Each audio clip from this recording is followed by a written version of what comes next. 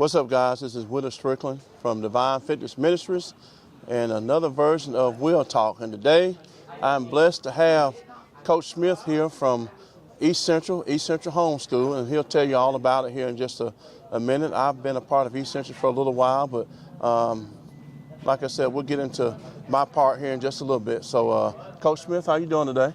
Doing good, brother. Good to see you, man. Thanks for coming out and being a part of practice today. So yes, we're a part of practice. They're actually going to start practice here at 5 o'clock. So if you see players walking by, they're coming in, getting ready for practice. So let's get to it. So East Central, tell us all about that. How does homeschooling, football and sports and all that, how does all that work? How does that come about? Yeah, East Central's a homeschool athletics program for homeschoolers that obviously don't have an opportunity to participate in sports, and also private schools that don't have sports. So East Central's been around since 2007. We have all the major sports. We even have a bass fishing team, baseball, softball, basketball, and we're anywhere. We have kids anywhere from Pell City to down into Irondale, Trustful, Clay. So just it's a great organization that's growing tremendously, as you've seen. Mm-hmm. I'm the athletic director and the football coach. We're talking football today. So, yeah. But yeah, it's just it's a great organization. It's a ministry, and we're excited to be a part of it. Yeah, ministry. So if I were that being said, this is a Christian-based organization, right? Yes, sir. It's all volunteer, 501c3. It's absolutely a Christian ministry for all these young men and ladies. Well, then I find it ironic that God brought us together, because obviously, my ministry, Divine Fitness Ministry, is a 501c3. So let's talk about how we got together. We'll tell us your part. Well, we came out for, I don't remember if it was spring ball or fall practice, and had some new faces. And actually, a dad brought his son out just to give it check us out, and they never came back. They were only out for a couple of days, but he said I needed to check out Willie Strickland over at what was it? Divine Fitness Ministries, Club Fitness. Club Fitness. And said you worked out with the guys and did a great job, and they worked out, but they also heard the word, and so we tracked you down, and the rest is history. Yep. I think this is my 4th year with you guys, and funny thing is, I had always wanted to be a strength and conditioning coach. And there's a story with me. I wanted to go to college and be a teacher and a coach. But I found out, from God, years later, that's not what I was supposed to do, because, talking about God and Christ and the public school system, you can't do. Right. So there would be no way that the amount of kids that have been led to Christ would happen. So God, being wonderful like he is, fixed it where I could still be a teacher. Mm-hmm. And as you know, I have Bible study at the ministry on Wednesday nights. Sure. And I'm ordained minister now. But also, I get to be the strength and conditioning coach for these wonderful young men. Absolutely. So my thanks to you guys for searching for me and finding me. And if I remember, Luke Nelson was the very first one out of the group that I trained. It worked out pretty good. It worked out wonderful. It was 7 or 8 there early on that met over at the gym, and it was, for us, we just wanted something. We had nothing from a strength and conditioning standpoint. And I speak a lot at annual homeschool meetings at a lot of the cover schools, whether it be Cahaba Academy at First Baptist Trustful or Crossroads. Most of these churches have a cover school as part of their ministry, and we go every year and speak about East Central and make sure everyone understands what we provide for homeschoolers. But that's what you're talking about. You're an example of the thing that I get most emotional about thinking about our ministry and everything that we have is when God just provides exactly what you need, at the right time, and we don't have our own stadiums, we don't have a lot of things, we rent and do different things to be able to have games and stuff, but we're thankful for what we do have. Park Avenue Church gives us this field and facility, this building to store stuff and to practice, and a few years ago we didn't have that. So we're thankful for everything we have, and just letting the Lord work and just showing how awesome He is, and we're able to do a lot of really cool stuff for these guys. Yeah, I think me and you both definitely have that in common too. Our 501c3, we're both pretty much dependent on what God provides. Yes. And I'm pretty sure there's been some moments along the way where things are looking a little bleak, and you're like, all right, Lord, this is your ministry. We're trusting you. Yeah. You know, Faith comes in. And then all of a sudden, out of the blue, Whether it's coaches or medical staff, the parents that come in always have a heart for something, whether it's financial with our board of directors and just the people that come in with the right kind of experience because we're all volunteers. Like I said, it's a 100% volunteer. We all have jobs and things that we do, but I look at our coaching staff. We've got coaches that played and coached in college. It's just everywhere you turn around, God's just putting the right person in the right place, and we don't have to worry about that. We just continue to go out and let everybody know, look what He's done for us. You don't have to sacrifice your morals, your beliefs for something else. God will provide it if you can just be patient. I think one of the unique coaches you have on the staff, Theo, if I remember right, he was just driving by, and he's always had a heart for coaching and helping young people and stuff like that. He was driving by and saw you guys out here and just stopped by, didn't he? Absolutely. Doesn't have a kid in the program, doesn't have a kid in homeschool. He just came out, had seen us a few times, and said something just told him to pull over.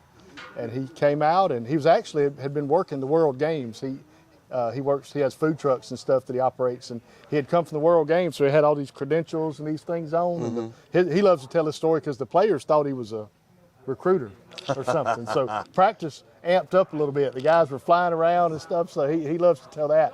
But no, he's our motivational leader. He was exactly what we needed at that time.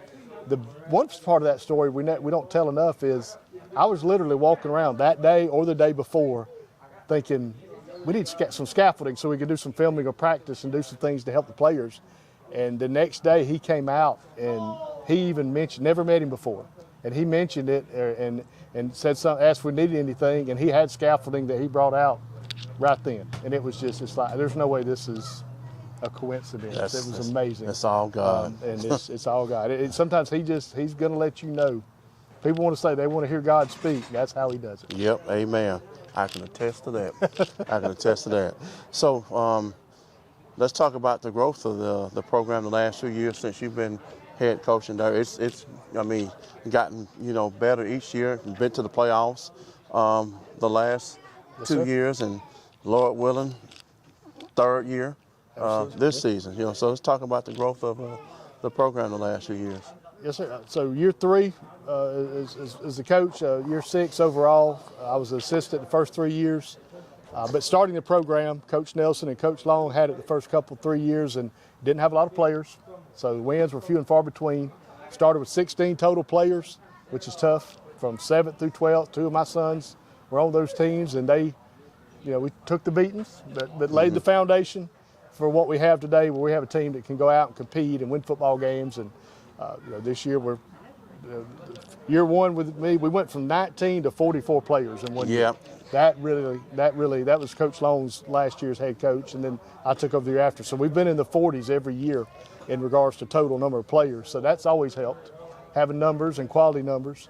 And so we've gone 5 and 5, then 5 and 4, and then this year we're 3-0 already. So good start, but we got the meat of the schedule coming up. Yep. Let's talk about that. So so far you're 3-0. And if I add it up right, you've outscored your opponents 162 to 50 in 3 games. I haven't added it up. That's good to know. I added it up. 162 to 50. You had the game against Tuscaloosa Christian, where we gave up 41 points. And I could just see that that was a saw or a spur in the saddle of Coach Essex at the end of that game. And last week you held North River to just 8. Yes, sir. So I say that's a great recovery. Yes. So last year we had a great out of conference. We gave up 14 points out of conference in 4 games. So we were real proud of that. And then came out this year, second game, and gave up 42. I'm glad we scored a bunch of points to win the game, but you never want to get into those kind of shootouts. And so that was a little disappointing. But had a shutout to start the season in Gatlinburg. Played a team out of South Carolina. Was able to first game out of state against a team out of state. Mm-hmm. So won that, and then came home and played well, but just gave up too many big plays. Settled down last week and had a real solid game to come back and gave up a kickoff return to start the second half is really the only time they really threatened. Right. Great job recovering, and then we still got a lot to work on. Unfortunately, we just talked about this. You have 2 weeks off, but we say unfortunate, but with some injuries and stuff that you guys are dealing with, it's I guess a blessing in disguise now that you have 2 weeks off. It is. It was a tough year for scheduling. We had some teams we normally play that were a little down on numbers, and they were, so we had to go out and find some new teams to play out of conference, and it just had a couple of cancellations that hurt us. So it gave us a weird 2-week period here. We always wanted that week of Labor Day off, but then had a little issue and had a game canceled, and so now we have 2 weeks. But like you said, blessing in disguise. We're a little beat up in some spots, so. We're going to take that and use our advantage and get healthy and fix a few things. Then we get into that one more non-conference. Then we get into the ACSC grind. Yep. Southern Christian will be the first one out of the gate for region play. Yeah, undefeated, and that's homecoming. And I guess will that be the first home game? Second. We play Coosa Valley out of Harpersville. Okay. We'll play them first. First home game for varsity. And then we'll go get Southern Christian at home, which they're looking good this year. They got their numbers up. They've always been tough and physical, but this year they're undefeated, playing and beat some good teams. Yeah. And then we get into the Lighthouse, Ezekiel, Evangel. Lighthouse, that's a rivalry game for you guys because where you guys are in Clay City Field, they're pretty much like over the mountain per se in Pinson. It is. From you guys. Played them last night in JV, and they beat us. So it's but it's a good. Those guys do a really good job, and we all the coaches got together and prayed before the game because there was some things that got laid on all the coaches' hearts on both teams. Things sometimes this competition gets a little out of whack. Yeah. And there was some. And we felt we needed to get together as coaches and let's recalibrate this thing and get it back to where it should be. And let's keep the main thing, and we prayed together, told each other we loved each other, and we're going to go out and try to do a better job of keeping it. All sports, these rivalry games get a little, it can bring out the worst in people sometimes. Yes. And we don't even want to, we want to be set apart. We're all part of the Alabama Christian Sports Conference, and so that means something to us how we not only represent each other in our own organizations, but the officials and our the other members of the conference, and we want to make sure we do not lose sight of that. That is a good reminder of what my pastor, Ron Edelman, talked about. I go to Grace Valley Bible Church, and we've been in the study of Philippians for about a year. But Ron is such a deep teacher, and chapter 4, verses 1 through 7, talking about situations like that, where you got quarrels and stuff like that, and what we're supposed to do with that. And you guys pretty much set the example. You can just say you guys went before Christ, you laid your issue before him, and they laid their issue before him, and gave it to him, and you guys prayed about it, and now here we are. That's the way it's supposed to be. That's right. You can't say you're a Christian organization and then go out and then there's a but when it comes to competition. You're either all in or you're not, and we're trying to make sure we do that as a conference. So, especially in this day and time, because Christianity is being persecuted like never before, and it's only going to get worse. Mm-hmm. So don't be that stumbling block. Yeah, it's all somebody's waiting to see is, well, you're a Christian organization, or you have the Christian ministry, and yet you do this or act like this. They're just waiting for that opportunity. Absolutely. And you're right, we can't give it to them. But it is still, football's, and I know people want to say you got to be, nice guys can't win, all that kind of stuff, but it's a phenomenal sport for young men to go out and learn how to deal with adversity. Yes. But also keep everything in perspective and how to control your emotions. And from snap to whistle, we're going to go out there and just hammer each other. Yep. But once that's over, you got to learn how to control yourself and be a godly man. I tell all our players, you're going to be a leader one day, whether it's the leader of your home or a business or whatever. You're going to be the man of the house, and you've got to learn how to control yourself. In a lot of ways, when you're being tested and if someone's cheating or doing different things, you just got to learn how to deal with that. Yep. In a Christ-like way. The tests are coming.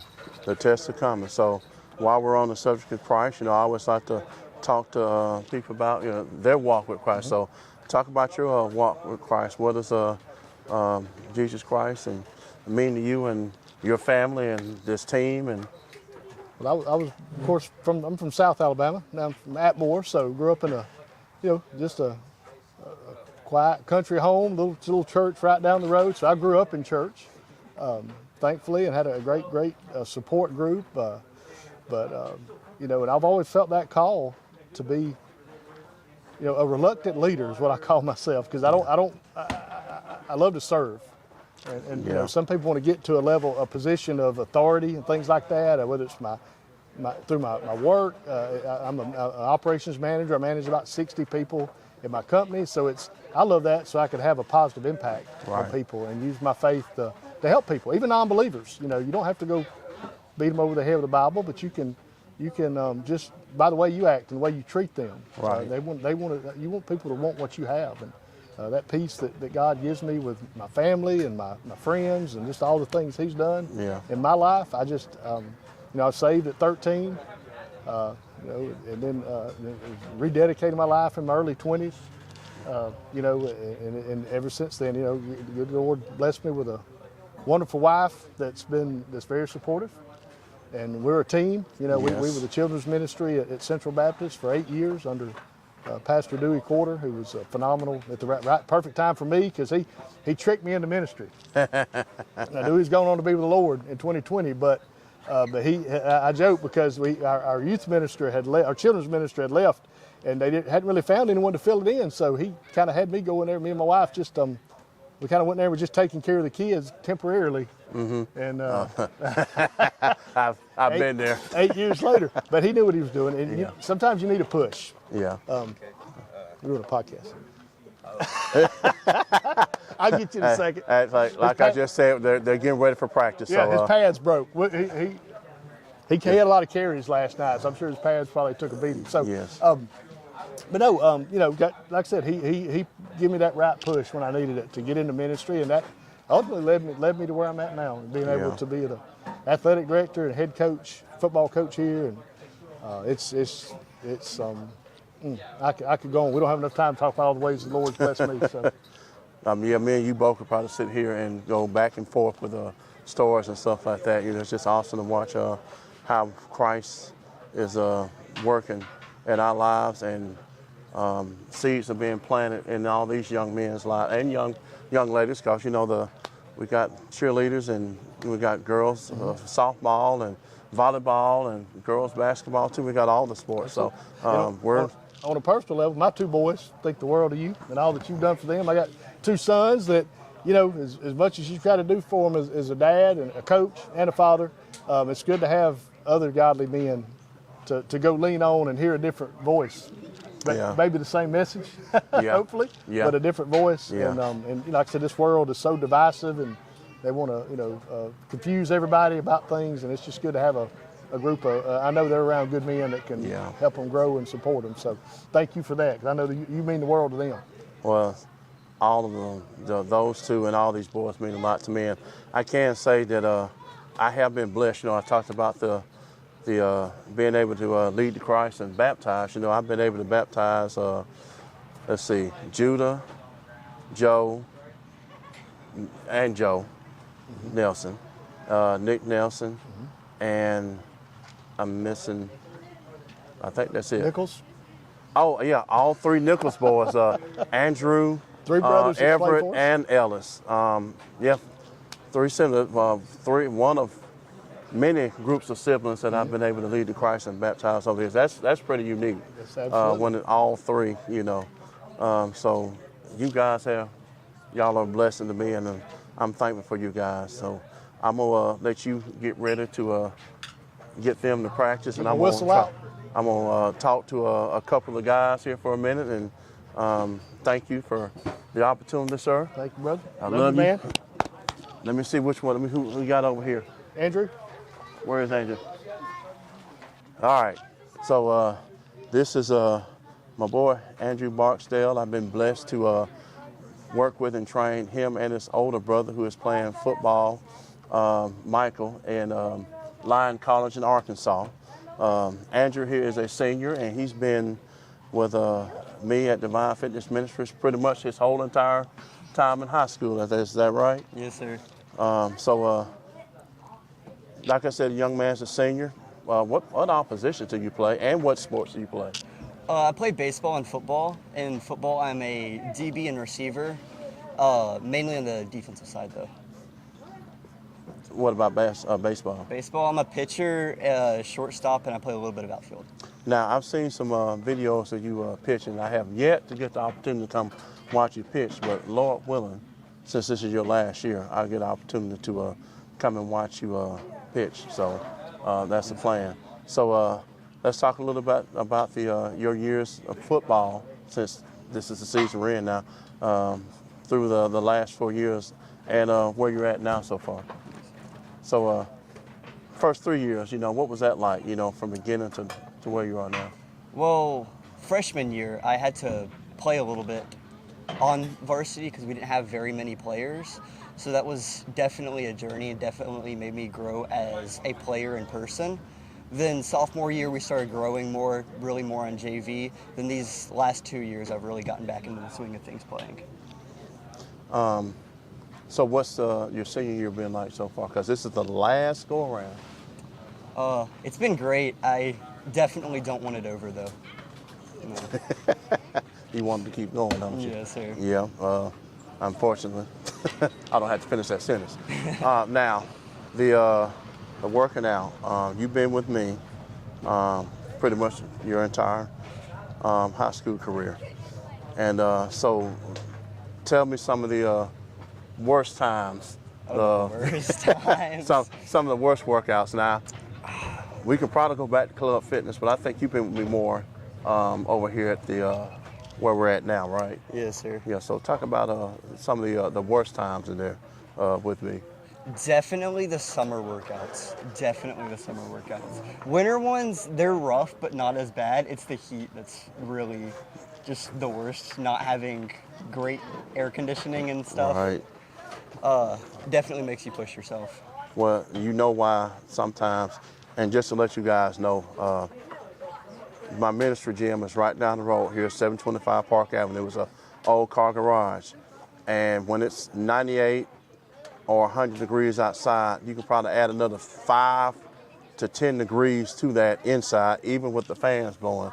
And there were workouts over the years where I would cut the fans off and have y'all work out in the heat to prepare y'all for the hot heat out here with pads on, right? Yes, sir. And I think the biggest example of how that worked off was last year when we went through that 2-week period during the summer where it was like in the hundreds every single day, and where you had schools canceling games because of the heat.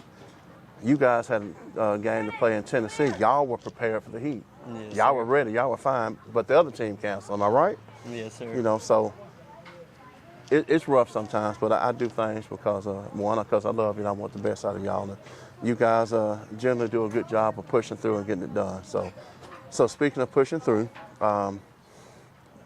we don't have to go into deep detail unless you just want to, but you are a cancer survivor. Yes, sir. Let's talk a little bit about that. Give a little story about that. Well, I don't know it great because most everything I do know I've heard from parents, because when I had cancer, it was when I was 1. So not really anybody has many memories from when they were 1.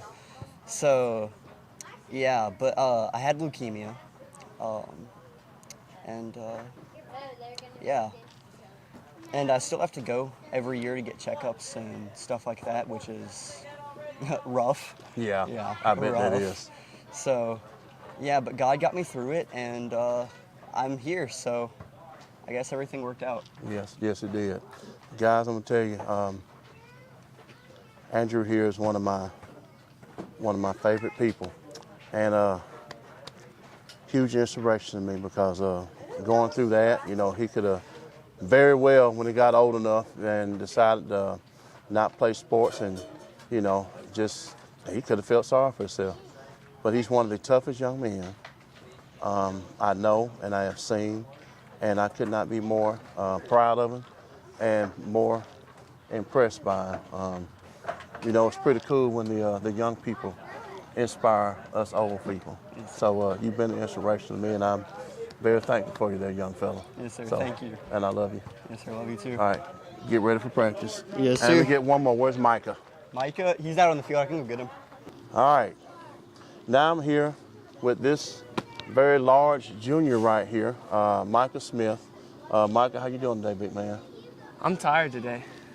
Oh, Really tired. As I always tell you young people, you're too young to be tired. Oh, fair enough. But I will say this, Micah is one of my guys that I get an opportunity to work with and train, also from East Central. He is my 5:30 a.m. guy, and I'm talking 5:30 a.m. 2 to 3 days a week, consistently, unless they're going on vacation or something like that. Am I right? Yes, sir. All right, so let's talk about your time here at East Central so far, so going from freshman to junior. What's that been like,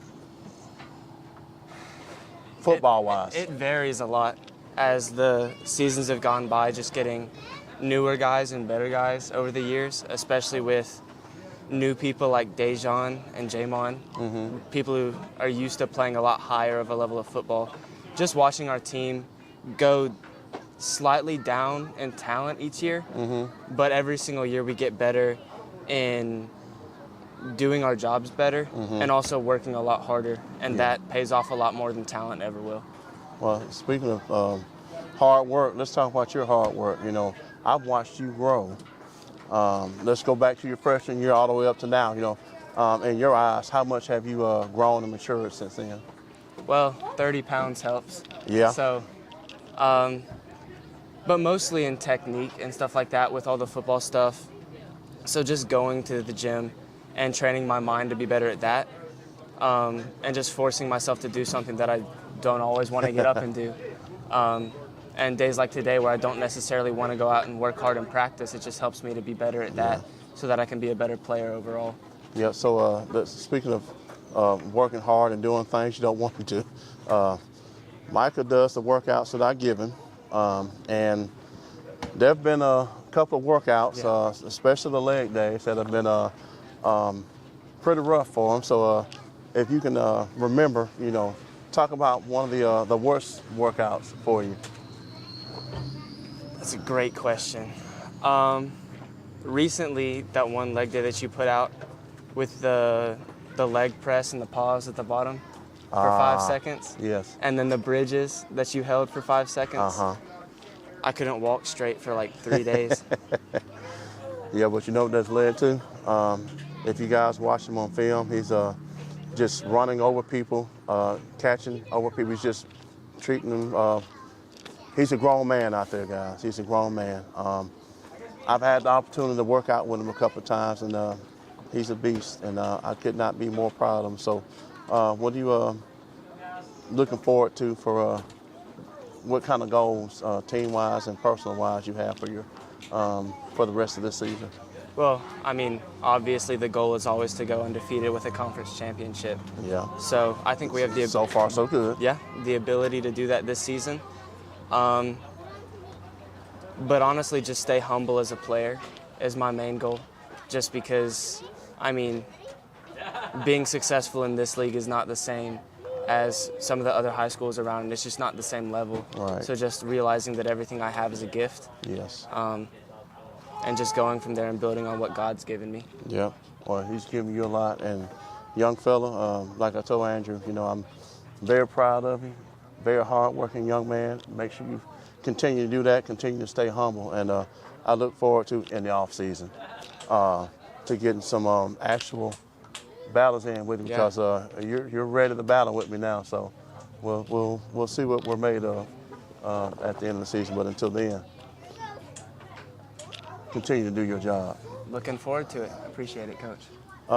Like I said earlier, one of the things that I'm blessed to do, have been blessed to do with East Central is baptize and lead, I believe it's 6 of these young men to Christ. And what is that all about? 1 Corinthians 15:3-4 tells us that Jesus Christ died on the cross for our sins according to the Scripture and was buried for 3 days and was raised from the dead according to the Scripture.